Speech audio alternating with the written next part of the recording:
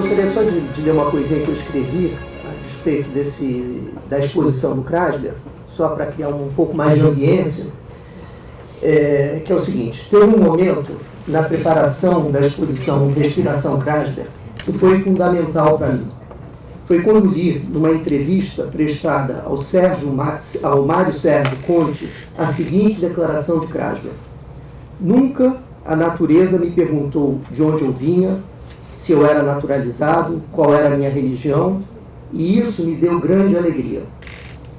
Quando li essa frase, consegui perceber a real dimensão da vida e da obra de Franz Krasber, e do que ele estava propondo criar com a sua vida e com a sua obra. A natureza foi o único lugar que ele se sentiu verdadeiramente acolhido e pôde experimentar a alegria. Não encontrei nenhuma outra referência em todo o material que li sobre algum outro momento que tenha experimentado alegria igual de estar no mundo, quando desse momento. Ele vinha de uma situação de destruição absoluta, desencadeada pela Segunda Guerra Mundial, quando perdeu tudo, e o encontro com a natureza no Brasil foi fundamental no sentido de ter sido o que deu fundamento à sua obra. Foi um momento de encontro, de acolhimento e de descoberta de uma nova possibilidade de vida e de criação. Essa epifania fez dele um cidadão do planeta e não de um país determinado, confinado em fronteiras demarcadas. Essa percepção permitiu que tivesse uma visão ampla e generosa do que tratava a vida, o planeta e sua missão como artista, e o que teria que ser feito para preservar o planeta na sua totalidade, a ponto dele próprio se questionar, mais para o final da sua vida, se sua missão era mais de artista ou de um defensor da natureza. Tenho a certeza que ele foi tão importante para a história da arte quanto para a luta em defesa das causas ambientais. E ninguém melhor do que Israel Klabin e Luiz Alberto de Oliveira para conversarmos hoje sobre arte e meio ambiente. Israel Klabin é amigo de toda a vida de Krasber, falará sobre a obra de Krasber a partir de uma visão focada na especificidade de sua arte e no conceito geral de arte e sua relação com a problemática ambiental. Luiz Alberto de Oliveira falará sobre arte, ciência, ambiente e vida, trazendo a visão mais abrangente da ciência, da ciência. Só para aqueles que ainda não têm uma referência, Israel Klabin foi um dos organizadores da ECO 92, Conferência das Nações Unidas sobre Meio Ambiente e Desenvolvimento Sustentável aqui no Rio, e também da Rio+20, realizada em 2012, quando organizou um diálogo de alto nível sobre a sustentabilidade global, com a presença de ganhadores de prêmios Nobel e outros notáveis, que culminou com um documento denominado The Future We Choose, entregue aos chefes de Estado.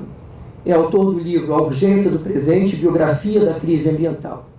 Atualmente é membro do Conselho Internacional de Liderança da Sustainable Development Solutions Network, rede de soluções para o desenvolvimento sustentável da ONU. É presidente da Fundação Brasileira para Desenvolvimento Sustentável e da Casa Museu Eva Clabin.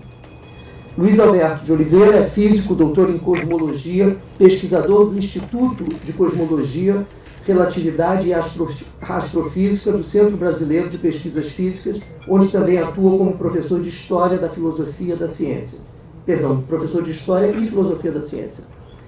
Como consultor, trabalhou no pavilhão brasileiro da Exposição Mundial do ano 2000, em Hanover, da exposição sobre o Barroco, da mostra do Redescobrimento do Brasil, do Redescobrimento, da comemoração dos 500 anos da descoberta do Brasil, e também trabalhou na conferência, como consultor da conferência Rio+20. Ele também foi consultor do canal Futura, do Globo Ciência, e desde 2010 atua como curador do Museu do Amanhã e é a pessoa que hoje concebe toda aquela maravilha que é o Museu do Amanhã. Só gostaria de fazer algumas observações antes de iniciar os nossos procedimentos. Como a gente começou um pouco mais tarde, cada um deles vai falar por 20 minutos e eu espero que a gente consiga ainda abrir para perguntas, porque infelizmente o Luiz Alberto de Oliveira vai ter que sair às 7h30, então nós temos 1 hora, né, para contar ainda com a presença dele. Enfim, vocês estão super bem entregues em mãos excelentes, que é do Dr. Israel Clabin, do querido Luiz Alberto de Oliveira. Muito obrigado. Valeu.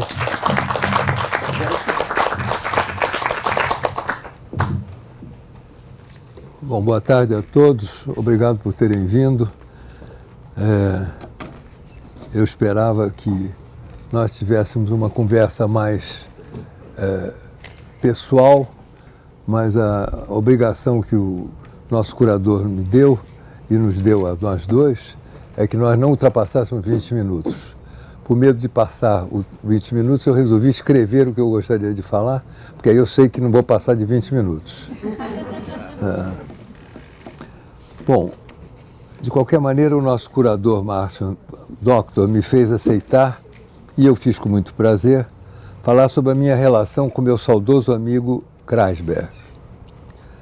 Senti-me muito grato pela missão, pois o Kreisberg era uma das minhas amizades mais importantes e tivemos uma convivência que vai do início dos anos 50 até a sua morte.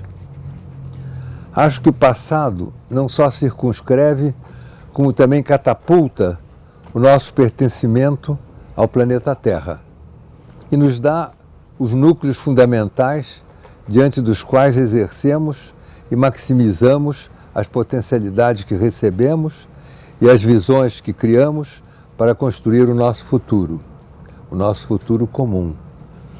Deixe-me contar a história do Kreisberg conforme eu me lembro, e que pelo amor e carinho que tinha por ele, o aproxima muito de mim, da minha ancestralidade e, por que não dizer também, do meu presente e, quem sabe, inclusive do meu futuro. Meu pai, Wolf Clabin, que durante a guerra exerceu um papel fundamental na participação dos aliados e também como negociador na salvação de vários judeus, foi um ator importante para fazer do Kreisberg um ex-polonês, um grande ser humano e um brasileiro que honra sua pátria adotiva ao emigrar para o Brasil. Pelo que me recordo, Lazar Segal, um grande artista também de origem lituana como meu pai, e casado com uma prima dele, Geni Clabin Segal, tradutora de obras-primas, pediu ao meu pai que, por recomendação do seu amigo e colega Marc Chagall, de quem ele era amigo, encontrasse um lugar para um refugiado polonês que tinha passado por todos os horrores da guerra e que achava que no Brasil encontraria sua nova pátria. Por essa razão, Kreisberg foi trabalhar no interior do Paraná, no meio de uma floresta, onde a nossa família construía uma das maiores indústrias florestais do Brasil. Eu, ainda muito jovem, estudante de engenharia, passava as minhas férias lá, enquanto fazia meu aprendizado e estabelecia as amizades que me conduziriam até hoje. A partir daquele momento, as afinidades eletivas entre nós, Franz e eu, floresceram e deixou de ser um sacrifício para mim ficar tão longe do centro de cultura ao qual estava habituado a minha própria cidade. Entre o Kreisberg e mim cresceu não só uma amizade permanente, mas também uma integração de ideias e de ideais. A partir daí ele criou suas primeiras experiências, não apenas baseadas na sua vocação, mas também muito inspiradas no habitat das florestas e da natureza que o recebera de braços abertos. Passo seguinte, a sua mostra na primeira Bienal de São Paulo, quando ele ganhou o prêmio que lançaria a universalidade da sua arte no Brasil e nos grandes centros de cultura. A sua lealdade aos amigos e à família que o adotou seguiu até a sua morte e transmitiu-se aos meus descendentes e ao nosso clã. Assim é que meu genro, Walter Salles, anos antes de conhecer a minha filha, já fizeram um filme sobre ele, que eternizava a biografia de Kreisberg. Minha filha Maria, jovem estudante, pós-graduada de arte e hoje já consagrada como artista, fez um estágio em Paris quando ficou no ateliê do Kreisberg. Anos depois, eu o visitava no seu refúgio, que era também o seu estúdio a céu aberto no sul da Bahia. E lá conversávamos por horas sobre o nosso passado, o nosso presente, ou então no seu pequeno apartamento na Urca, local aconchegante que era a sua âncora junto àqueles que ele queria bem. Durante sua estadia nas florestas do Paraná, fora das horas de trabalho, foram criados ensaios, pinturas e obras, inclusive de cerâmica. Os passeios por trilhas e as conversas infindáveis consolidavam nosso vínculo. Talvez esse tenha sido o combustível básico da nossa relação com a natureza e com a criação. Talvez tenha sido esse o catalisador, no caso de Franz, da sua arte e, no meu caso, da ciência. Hoje aqui vocês podem usufruir de uma pequena parte da obra de Franz, que não apenas o introduz àqueles que não o conheciam, como também desperta a consciência de que a arte nos revela uma essência fundamental de nossa existência, a consciência da indivisibilidade entre o homem e a natureza e a sua inter-relação tão profunda no destino comum, ou seja, a sobrevivência de um implica na responsabilidade sobre o outro. A morte da natureza é a morte do homem. A visão da floresta queimando é o prenúncio do fim da existência do Homo sapiens. A unidade da criação foi repartida, dando aos homens a responsabilidade de melhorar os outros fatores da vida. E a essência dessa responsabilidade transcende todas as culturas. Esses princípios essenciados não são restritos às artes plásticas, mas servem a todas as outras formas de conhecimento que nos levam a criar instrumentos transcendendo a universalidade de todas as formas de comunicação que o homem criou através dos tempos. Toda a consequência de um ato de graça recebido, seja na contemplação da beleza da criação, seja no horror de uma ocasião destrutiva, implica em que o ser humano passa a ser responsável por organizar essa memória de forma litúrgica ou discursiva ou artística.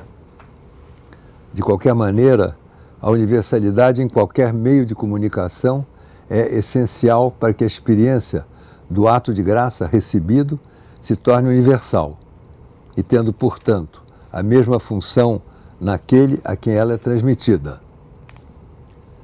Assim, uma obra de arte cuja inspiração tenha sido um ato de graça ao ser vista, deverá produzir em quem a vê a mesma experiência daquele que a criou. Raízes e troncos retorcidos de trechos de madeira queimada, de terra espalhada esteticamente sobre uma tela ou sobre papel ou a palavra descritiva daquela representação da natureza, tem como função primordial transferir a experiência metafísica de quem a criou. Toda religiosidade é consequência de um ato de graça. Toda arte universal é feita de matéria-prima primordial, ou seja, o mesmo ato de graça. Todo ato de graça tem consequências litúrgicas. No entanto, a universalidade de toda a criação, seja ela qual for, é o dialeto fundamental para a compreensão do mundo. No caso de Kreisberg, a árvore e a madeira eram os instrumentos da sua liturgia, e o uso da mesma era a consequência da sua consciência profunda da existência da criação como um todo e da inter-relação entre o destino dela e a do próprio ser humano. Como podemos extrapolar essa experiência única e não saber, mas sentir a comunicação universal pela arte? Procuro conceituar a arte, que é a atividade humana ligada a manifestações de ordem estética a partir da percepção, emoções e ideias, com o objetivo de estimular esse interesse da consciência em um ou mais espectadores. Podemos conceituar e reconstruir o que seja arte. No entanto, nada poderá nos tirar de uma conceituação sintética, ou seja, forma de comunicação de um ato de graça, seja ele percepção das emoções ou das ideias, destinada, portanto, a torná-lo permanente e comunicável. Assim é que o Monet ou o Renoir, quando pintam as flores do seu jardim, procuram também um encontro com a essencialidade da natureza. Assim é que um Rembrandt, na sua aula de anatomia, procura os fundamentos da vida. Um dos case studies referentes a essa experiência fundamental da transformação da iluminação em comunicação artística é o caso de uma pintora sueca, Hilma af Klint, cuja exposição assisti há pouco mais de um mês no Museu Guggenheim, em Nova York.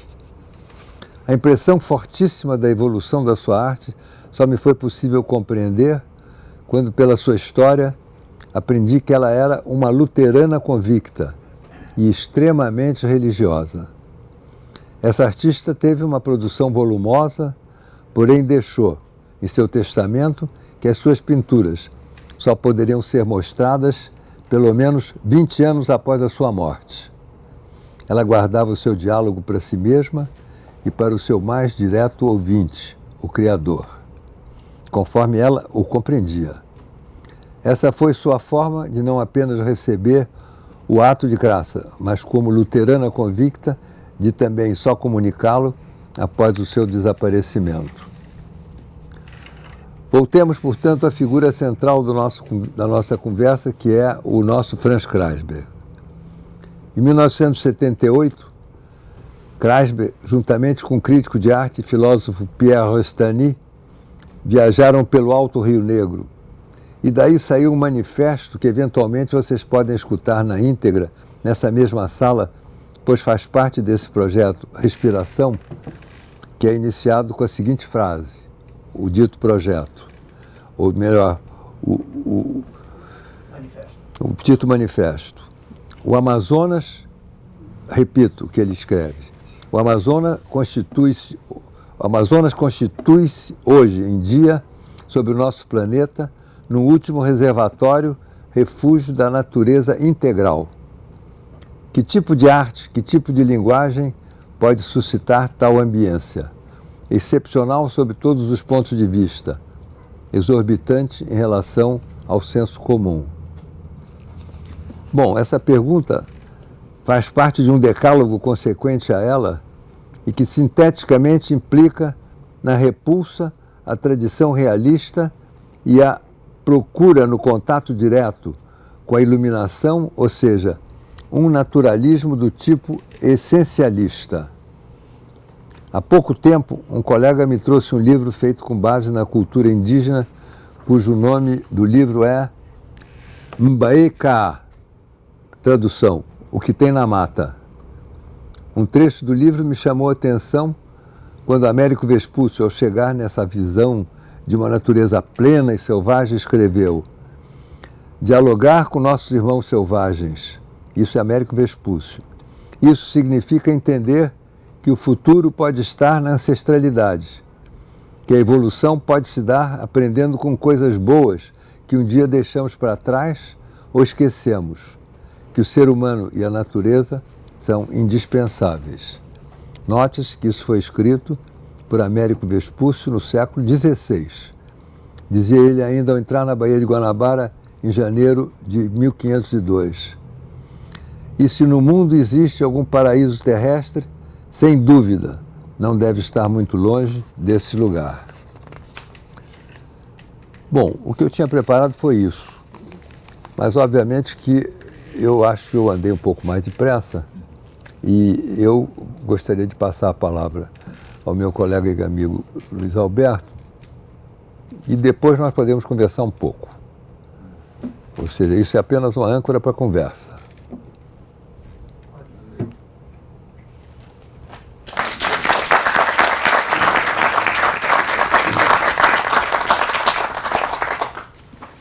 Boa tarde a todos. Eu preciso agradecer a generosidade do meu caro amigo Márcio Doctos de poder ter a honra de compartilhar essa mesa com o Dr. Israel Clabin, nesta casa e para abordar um personagem da estatura de Franz Kreisberg. Então é uma grande honra poder estar aqui.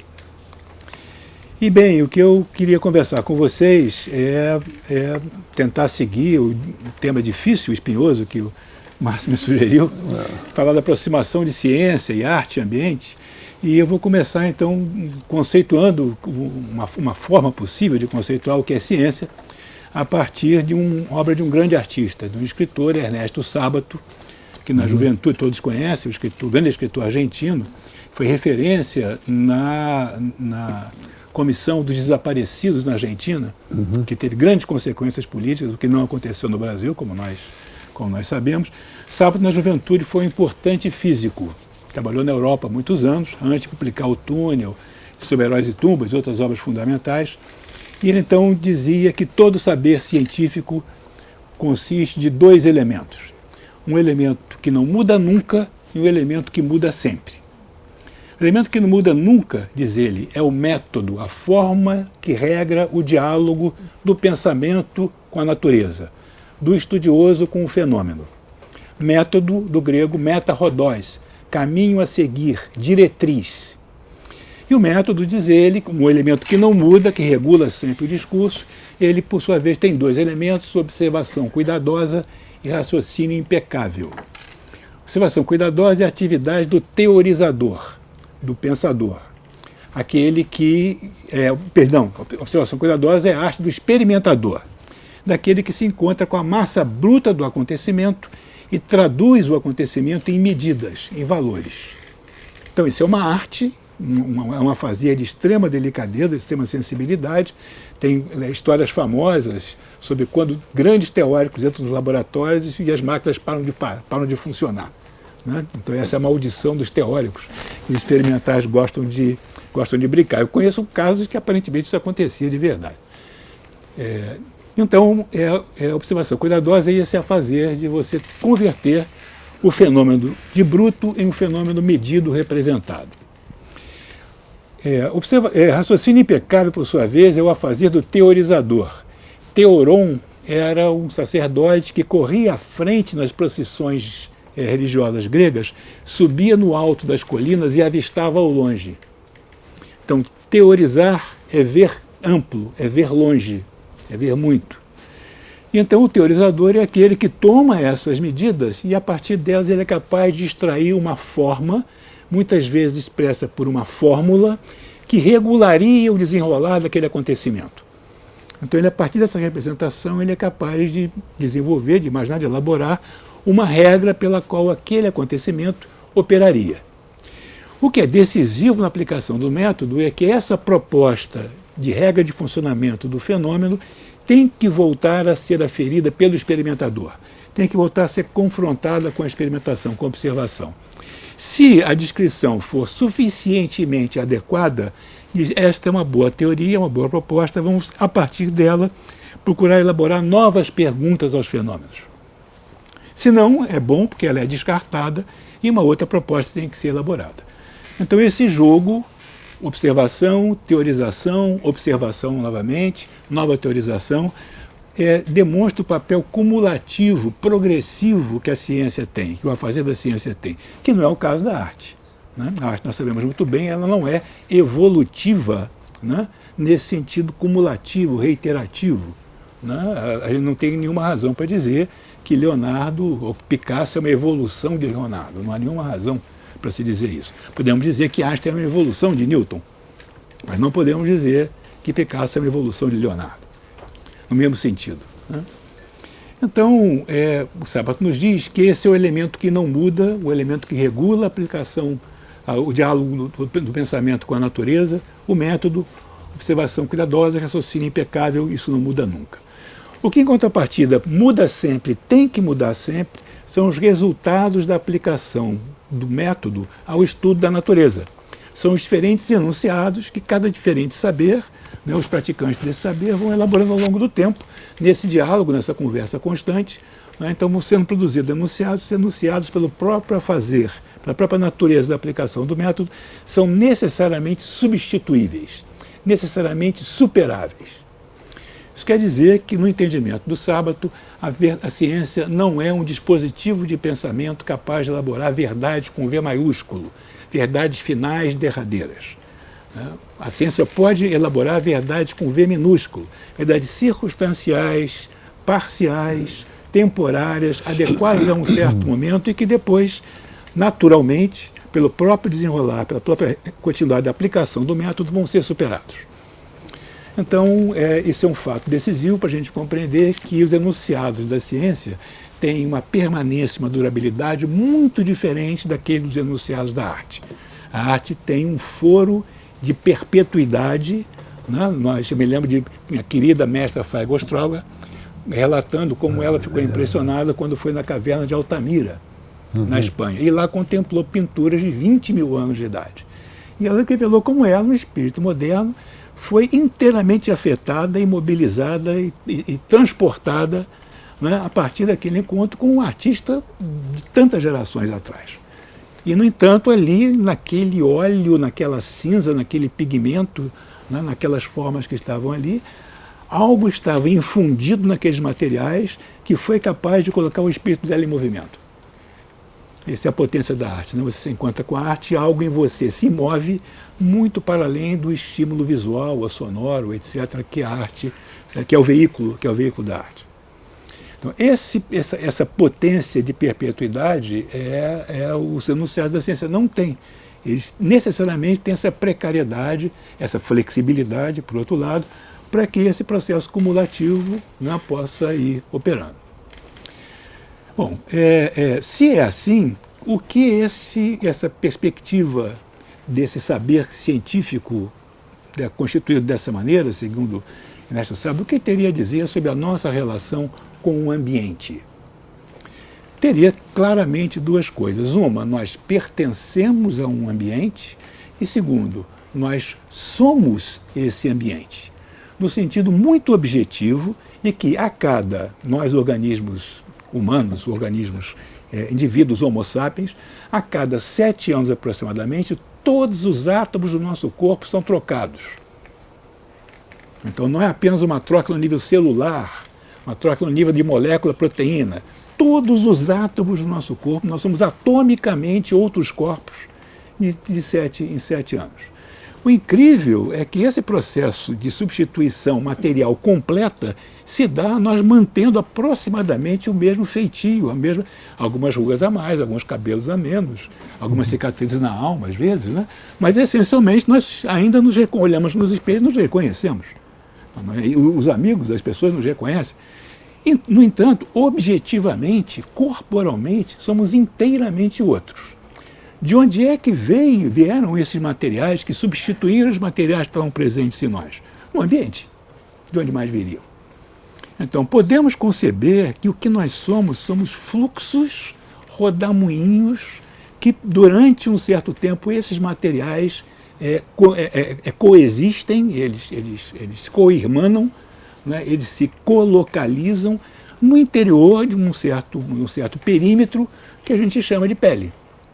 Né? E então, aqui dentro, esse turbilhão, não cessa de funcionar, perpetuamente o ambiente entrando em nós, ali perdurando durante um certo tempo, durante certos processos, depois sendo devolvido, reencaminhado. E nesse sentido, então, é muito claro que nós não apenas pertencemos ao ambiente, mas nós somos, literalmente, esse ambiente.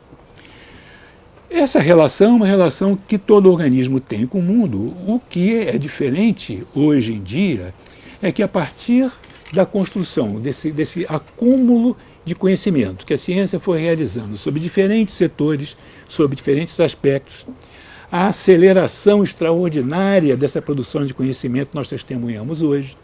Não sei se vocês estão a par, hoje em dia, graças ao grande número de atividades de pesquisa, de setores, entidades dedicadas à pesquisa, e a capacidade de processamento que as próteses de pensamento, chamadas processadores de computadores, nos dão, hoje, a cada 2 para 3 anos, dobra a quantidade de dados em química, por exemplo. Isso quer dizer que dos alquimistas medievais, até 2015, uma certa quantidade de dados sobre todos os setores da química. 2015 a 2018 é a mesma quantidade. Isso é uma curva extremamente acelerada. Em inúmeros setores da botânica, neurologia, isso está acontecendo. Então, hoje, podemos constituir, com base num conhecimento fundado em evidência, fundado em teoria testada pela observação, podemos hoje compreender a nossa relação com o ambiente, que é, no momento, uma relação muito singular. Vou me servir de 2 enunciados de 2 grandes cientistas. O primeiro, Steven Pinker, né, o neurolinguista, o neurocientista. Ele faz a seguinte afirmação, que à primeira vista parece muito temerária, né? Vivemos hoje, no começo do século XXI, o melhor momento da história da humanidade. O melhor momento. Nunca fomos tão saudáveis, tão afluentes, tão pacíficos e tão livres. Vejo olhares de espanto, muito razoáveis, especialmente na nossa condição de brasileiros e cariocas hoje. A gente tem que tomar um grão de sal uma afirmação dessa. Bom, vamos ver as evidências que ele aduz para fundamentar essa afirmação. De fato, hoje, né, nós vivemos o período mais longevo, somos a sociedade mais longeva de todos os momentos da história da humanidade. Ao longo do século XX, a cada 4 ou 5 anos, ganhou-se 1 ano de expectativa de vida. Então, nós brasileiros começamos o século XX com 40 anos de expectativa de vida, terminamos com 75. Praticamente dobramos a expectativa de vida. A gente sempre recorda que a expectativa de vida no Império Romano eram 28 anos, nós vivemos 3 vezes mais do que um cidadão romano. E a gente se dá conta, então, que para os romanos, avô era uma entidade escassa. Não dá para ser avô quando você morre com 28 anos. Tá claro? É muito diferente da... E a perspectiva que a gente tem é que em 2050, 2060, ao invés da famosa pirâmide das idades, né, muitos jovens, alguns maduros e poucos idosos, devido a esse incremento generalizado da longevidade, vamos ter algo mais parecido com uma lanterna chinesa. O mesmo número de idosos, mais de 60 anos, e de jovens e crianças. O Brasil, que é um país jovem, né, 2050, 2060, o perfil etário do país vai ser o de Copacabana hoje. 1/3 dos cidadãos com mais de 60 anos. Está claro que vai uma transformação completamente radical do que é a cidadania, do que é o modo de ser da população. Então, de fato, nós vivemos um mundo em que a mortalidade infantil foi muito reduzida e a longevidade foi muito prolongada por todo tipo de recurso médico. Esse é um dado que parece incontestável. Vivemos também na sociedade mais afluente. Essa é uma questão complicada, mas se a gente fizer uma medida, assim, de uma valoração de produto por produto, nós hoje somos aproximadamente 100 vezes mais afluentes, em média, do que no começo do século XVIII, antes da Revolução Industrial. 100 vezes. Isso em termos de medida de recursos. Isso quer dizer que nós drenamos 100 vezes mais de recursos, processamos esses recursos através do nosso engenho e arte, consumimos esses recursos, esses benefícios e produzimos resíduos numa escala proporcional. Então está muito claro que somos de fato muito afluentes em relação aos nossos antepassados. O exemplo que o Pinker dá é um exemplo significativo. Talheres de metal eram um privilégio da mais alta nobreza no final da Idade Média. E para nós hoje, talheres de metal são absolutamente cotidianos, né? Todo mundo tem, né? Pares de sapato, né? Na Idade Média Europeia, o camarada tinha 2 pares de sapato, o de criança e o de adulto. Tamancões de madeira, em geral, né? Hoje, estamos bastante mais afluentes em termos de pares de sapato, né? Para corrida, para isso, para aquilo. Bom, então, embora essas medidas sejam sempre uma cautela, de fato, parecemos viver numa sociedade bem mais afluente. A sociedade mais pacífica, essa parece muito complicada, né? No entanto, se a gente se dá conta que nós hoje somos 7,5 bilhões de pessoas, a letalidade relativa é a menor de toda a história. Nós somos muitos e as fatalidades por violência, proporcionalmente, em termos relativamente ao tamanho da população, são percentualmente menores do que já foram em muitos outros momentos. Isso o século XX, tendo 2 grandes guerras e não havendo nenhum dia que não houvesse pelo menos um conflito limitado. Mesmo assim, hoje nós morremos menos por violência percentualmente de qualquer outro momento da história. A tal ponto que a autoviolência do suicídio supera a violência contra o outro do homicídio. Isso é o padrão, hoje em dia esse é o quadro que se tem. E, finalmente, mais livres do que nunca, né? O que o Pinker quer dizer? Ele quer dizer que há um século atrás, começo do século XX, você contava, haviam dos 196 países que hoje fazem parte da ONU, né? Todos eles se declaram democracias. Todos. Isso quer dizer que a Coreia do Norte diz que é democracia. Né? O Irã diz que é democracia. O Brasil diz que é democracia. E um século atrás, né, os países que tinham, 6 países eram democracia. Os outros eram colônia, império, monarquia, teocracia. Não se dizia, nem sequer se diziam democracias. Então, se de fato você entende que democracia, com quantas aspas vocês quiserem, é de alguma forma um tipo de governo no qual a maioria da população tem como ser escutada, então nós vivemos num mundo mais livre de todos. Bom, então, primeira afirmação. Segunda afirmação, Stephen Hawking, o grande cientista. Hawking nos diz: vivemos o momento mais perigoso da história da humanidade. Estamos afetando o nosso ambiente, acidificando os oceanos, derrubando florestas, alterando a biodiversidade,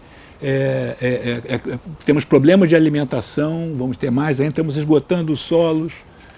Um conjunto de circunstâncias que fazem com que este seja o momento mais perigoso da história da humanidade, porque já temos hoje os meios de destruir o nosso planeta, mas não temos ainda os meios para abandoná-lo. O melhor momento da história da humanidade é, simultaneamente, o momento mais perigoso da história da humanidade. E qual é o critério decisivo aí?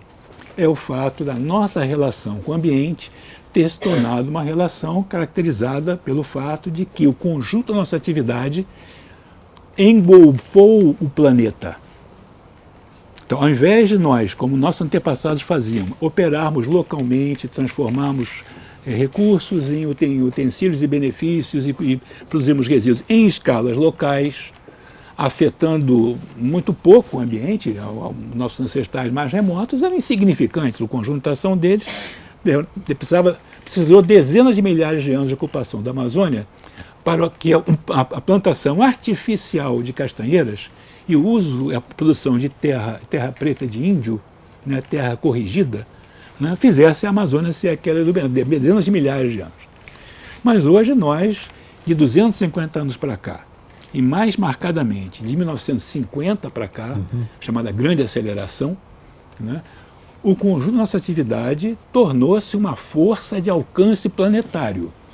Não há nenhum ambiente no planeta que não sofra, direto ou indiretamente, as consequências da atividade humana. Inclusive os polos, inclusive os desertos, as montanhas, os litorais. Em toda parte, a atividade humana se faz presente. Até o fundo dos mares está precificado. É que nem você vender terreno na Lua, né? O fundo dos mares é a mesma coisa. Tem valor associado ao fundo do mar. Então não há domínio do planeta que não esteja hoje influenciado, em alguns casos diretamente, pela atividade humana. Isso quer dizer que o mundo em que nós e os outros seres vivos do mundo vamos habitar será um mundo definido, moldado, modulado pelo conjunto da nossa atividade. Nós nos tornamos uma força planetária e as consequências das nossas ações são consequências de alcance geológico. Geólogos do futuro vão examinar os padrões de sedimentação de todas as grandes bacias hidrográficas do planeta, todas, sem exceção, e vão encontrar mudanças no padrão de sedimentação, todas ocorridas no mesmo século. Num prazo geologicamente insignificante, todos os grandes corpos d'água do mundo tiveram seus fluxos alterados. Quem foi o agente titânico capaz de operar nessa escala de continentes? Foram os vulcões? Foi o Sol?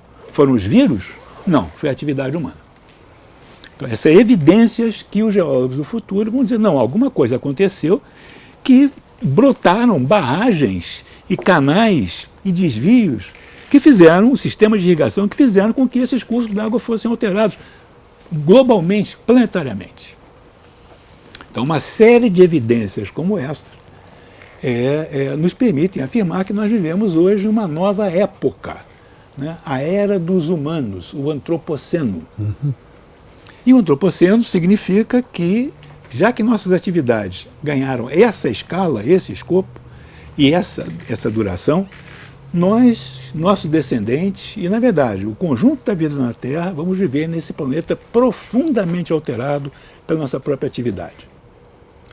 Então, a gente precisa compreender que a nossa relação com o ambiente não é uma relação com algo que não seja exterior e estranho.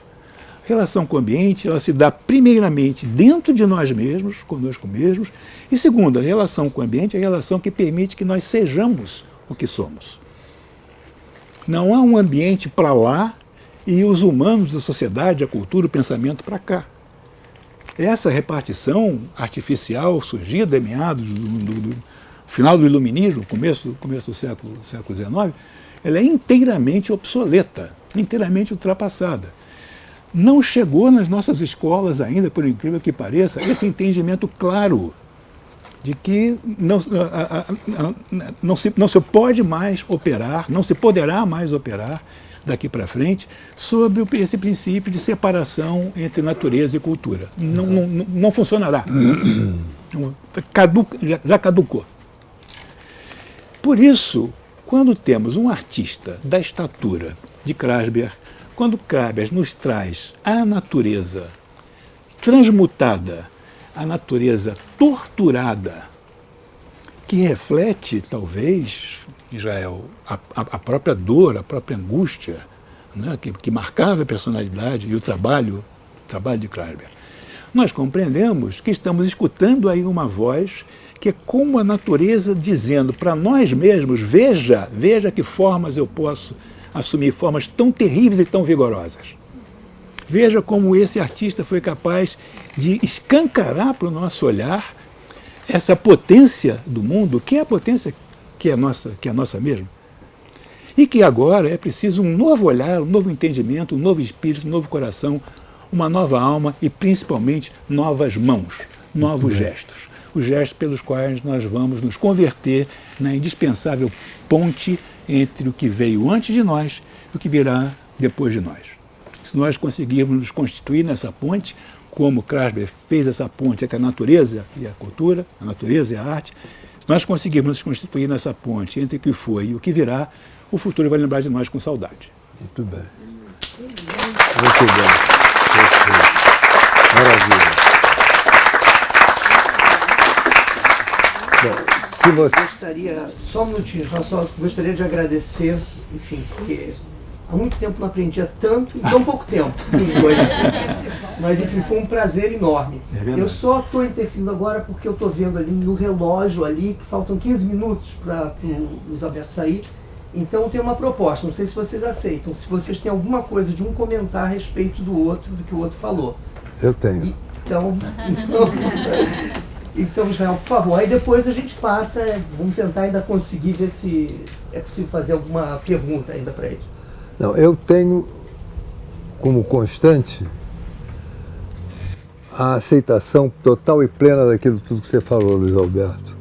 Porque, na verdade, eu me dediquei aqui na minha apresentação a ver a unidade de pensamento e a inter-relação entre essa unidade e a metafísica da mesma. Você baixou a bola e nos deu a percepção dessa inter-relação de forma concreta, de forma científica, de forma operacional. Você falou numa frase que resume praticamente toda a nossa teoria, que é o antropoceno. O antropoceno foi uma criação de um cientista sueco, amigo nosso, companheiro nosso, Jan Hedström.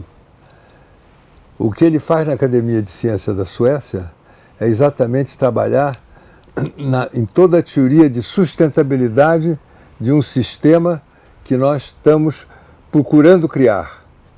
De modo que não há posição perdida, há uma posição a ser evoluída. Essa posição deverá ser marcada exatamente pela saída do período histórico anterior, o Holoceno, passando para o Antropoceno, ou seja, quando o homem dependia da natureza, ele foi capaz de usá-la. Agora a natureza depende do homem, será que nós somos capazes de cuidá-la? Eu acho que essa é a dicotomia praticamente de tudo que estava sendo falado, de tudo que nós queremos apresentar. O Kreisberg, na verdade, como unidade de pensamento, como unidade de sensação, como unidade de criação, ele é em cima disso que nós devemos procurar os multiplicadores da mesma coisa. Para procurar esse multiplicador, você tem dois caminhos. Ou a sensibilidade artística, ou aquela litúrgica, ou aquela discursiva, mas que representa, de qualquer maneira, essa essência de pensamento que você explicou tão bem. Por outro lado, se nós olharmos a própria história da humanidade, nós, em termos de puramente ciência historiológica, vocês vão ver que os últimos 400 anos da história do mundo implicou num crescimento estático até o começo do século XX, ou depois da guerra, que foi altamente destrutiva, uma velocidade, como você falou muito bem, que foi adquirida graças a um sistema de monopoder, onde você tinha um poder econômico generoso, que era o que saiu da conferência de Bretton Woods, e você tinha, por outro lado, uma força militar capaz de impô-la. Será que nós continuamos com isso ou não? Não sei. Eu sou mais otimista. Eu acho que os perigos transcendentes que a humanidade passa agora são de tal ordem que é conhecimento comum, e essa multipolaridade que nós vamos entrar a partir de agora fará com que esse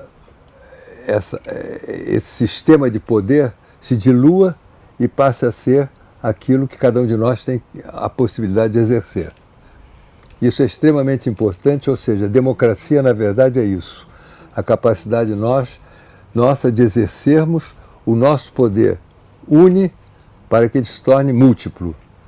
E esse poder múltiplo tem a ver com a boa índole do homem e a luta contra o determinismo histórico que nos levaria a novas guerras. Desculpe, eu podia continuar, mas eu acho que é melhor nós pararmos aqui. Achei muito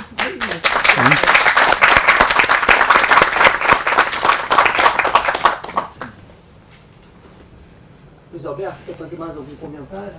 A gente abre. acho que uma coisa que todos nós precisamos compartilhar é compreender que hoje nós dispomos dos meios de fazer um tipo de intervenção sobre o mundo natural e sobre a sociedade. Dispomos já, não é alguma coisa que vai ter que ser desenvolvida, vai ter que ser inventada, porque está lá na frente. Não, já dispomos hoje de meios pelos quais podemos converter a nossa experiência, a nossa aventura extraordinária, trocar o motor dela não mais a expansão geográfica, porque isso já fizemos, já demos a volta no planeta, mas o estender no tempo. Ou seja, nos tornarmos artistas da duração e não da expansão. E o instrumento para fazer isso, nós já dispomos, é a educação pública universal, gratuita, de qualidade. Exatamente. Ou seja, o instrumento de fazer gente. A gente tem que se dar conta que hoje, pela primeira vez na história da humanidade, mais de 2/3 da humanidade é alfabetizada. Mais de 2/3 da humanidade, bilhões de pessoas, podem usufruir do legado dos seus antepassados. Não podiam, mas agora podem. Dessas quase 2/3, mais da metade são mulheres. A gente se dá conta que no começo do século XX, pouco mais de um século atrás, o número de mulheres alfabetizadas no mundo era próximo de 0, traço. A gente compreende que tem uma imensa transformação psicossocial acontecendo. Essa transformação, como esse crescimento do conhecimento sobre os mais variados setores, conhecimento baseado em evidência, permite que a gente possa operar esses meios, que a gente possa se reinventar, possa fazer uma nova cidade, uma nova sociedade. A boa índole de que falava o Israel, dizendo, não, vamos todos coabitar, vamos todos conviver. Proposta extraordinária, porque suficientemente alucinada, de Eduardo Wilson, grande biólogo. Metade do planeta deve ser reserva. Metade dos oceanos e metade dos continentes. Metade. Metade é para a humanidade, metade é para todos os outros. É tão louca que pode dar certo. Eu conheci ele. É tão ambiciosa e, no entanto, é tão correta, é tão clara, é tão simples, tão direta. Então, nós hoje temos os meios, nós temos recursos, temos capacidade, vamos ter que fazer. Não vai ser mais ninguém, não vão ser nossos ancestrais, não vão ser nossos netos. Cabe a nós que vivemos esse momento de consolidação do antropoceno compreender que, de fato, temos os meios de construir caminhos que vão nos levar ou para o buraco pavoroso, né, do conflito, da guerra, do extermínio, da miséria, ou, ao contrário, um caminho em que cada vez mais o perigo vai ser superado em prol do melhor momento. O melhor momento, de fato, ainda está por construir. Em 2 palavras, tudo que você diz implica no seguinte: temos que transcender um planeta de países para transformá-lo num planeta de humanos. E para que isso seja feito, é exatamente o contrário do nacionalismo tão apregoado. Nós temos que entrar numa estrada de globalismo, temos que pensar num sistema de inter-relação entre todos os povos. A gente tem que compreender, me permita, Israel, tem que compreender que o sistema complexo Terra, do qual nós somos inevitavelmente parte, ele opera com cada um dos processos presentes nele, influenciando e sendo influenciado por outros. Exemplo para ficar bem claro: ventos alísios trazem poeira do deserto do Saara, que atravessa o Atlântico, chega em cima da floresta amazônica, nucleia a chuva, os grãozinhos de poeira nucleiam, fazem gotas, a umidade de gotas, e chove na floresta. A floresta recicla essa umidade, ajudando a manter a temperatura do planeta, formando com isso rios aéreos de umidade que vão se despejar nas cataratas do Iguaçu. O Iguaçu vem do Saara. É esse entendimento que a gente precisa...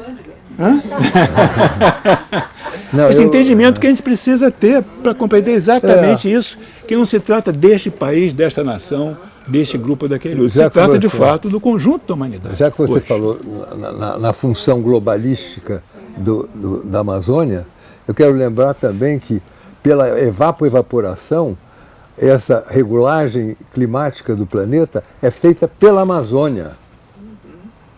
Não é produto de cada um dos países.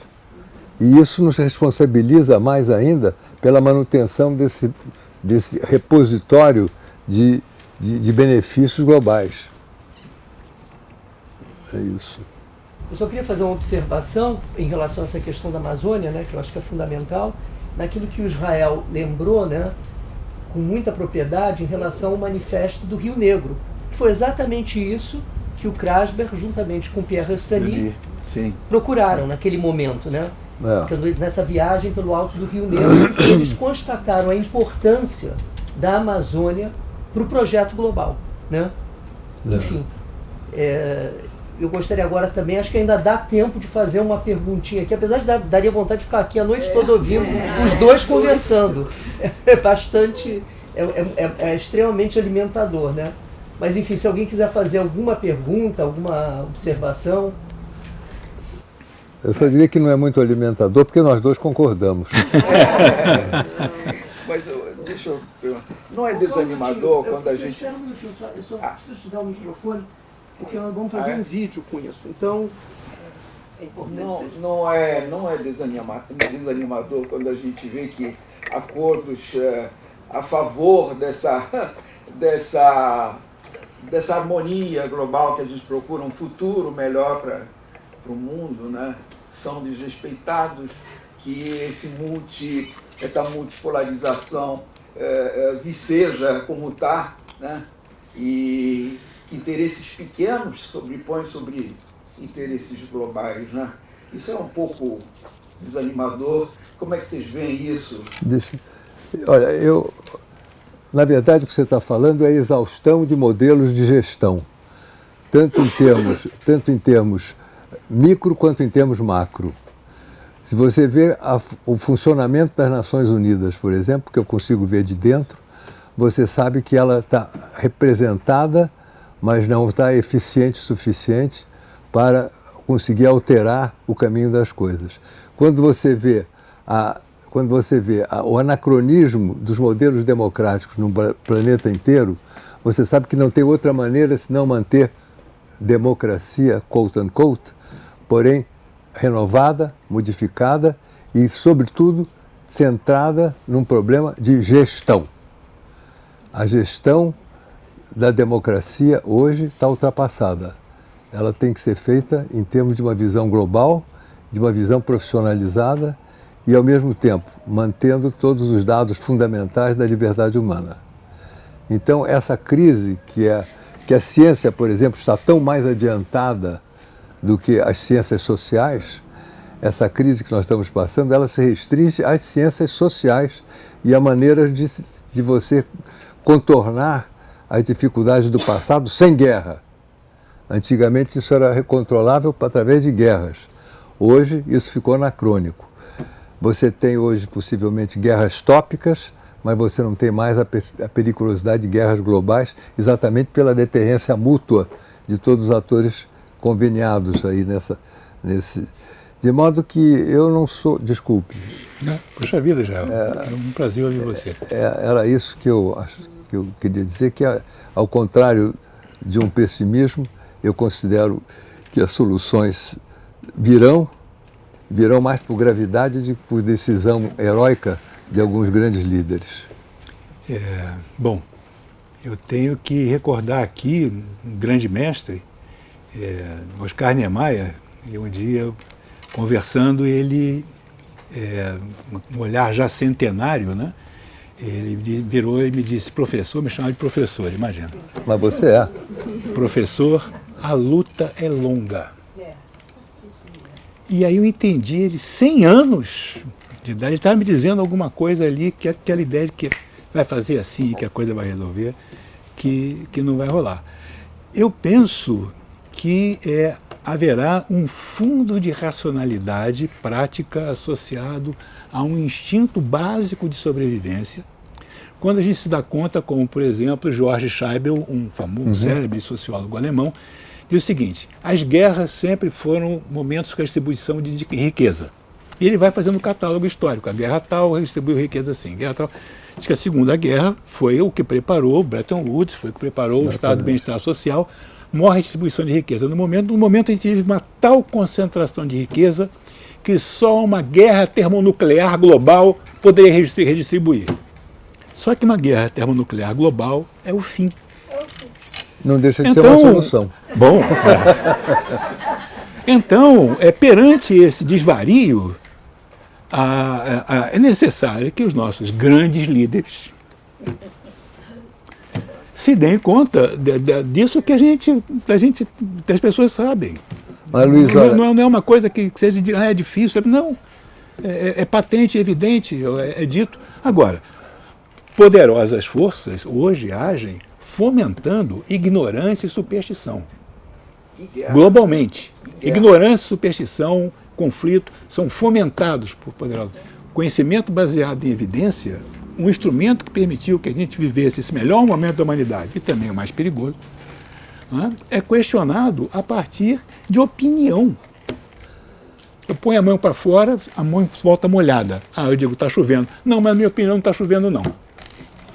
Eu concordo com o gênero, número e caso de você, com exceção do seguinte: acho que novos líderes, não. Eu acho que a solução não virá de novas lideranças, porque o modelo de gestão nacional e global não implica na criação de novos líderes. O que implica é numa distribuição de uma consciência coletiva que levará esse sistema de gestão a boa conclusão. Perfeita a sua correção.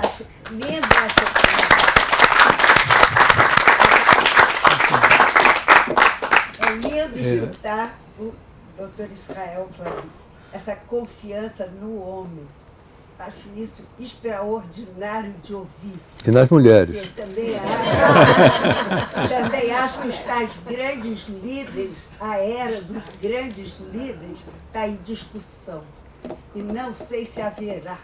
Não sei. Eu não vou ver. Mas bom. acho que meus... O panorama não está muito animador, né? Mas não, a gente não sabe. Não sabe. É parte do processo. Eu queria agradecer profundamente a vocês pela atenção generosa e dedicada. Agradecer a honra de estar na mesa com o Dr. Israel. Agradecer ao Márcio o convite. Obrigado. E plim plim, vou ao Museu da Manhã e leve as crianças. Então eu vou aproveitar a dica dele, agradecer a presença dos dois, enfim, eu acho que foi realmente fabuloso, e fazer um convite para que todos venham ver o Respiração Krasber. E poderão ver aqui, nessa sala, a atuação do Dr. Israel. Não, que isso. Tem uma vídeo instalação que corre aqui, em que ele lê o manifesto do Rio Negro. Então, enfim, é uma coisa muito bacana mesmo. Isso foi uma invenção sua para me obrigar a falar. Exatamente, mas enfim, é só assim que você veio aqui falar pra gente, não hoje. Com certeza. Mas enfim, olha, agradeço a presença de todos e os convido a visitar aqui a Casa Museu Eva Clabin. Então, muito obrigado. Parabéns. Obrigado.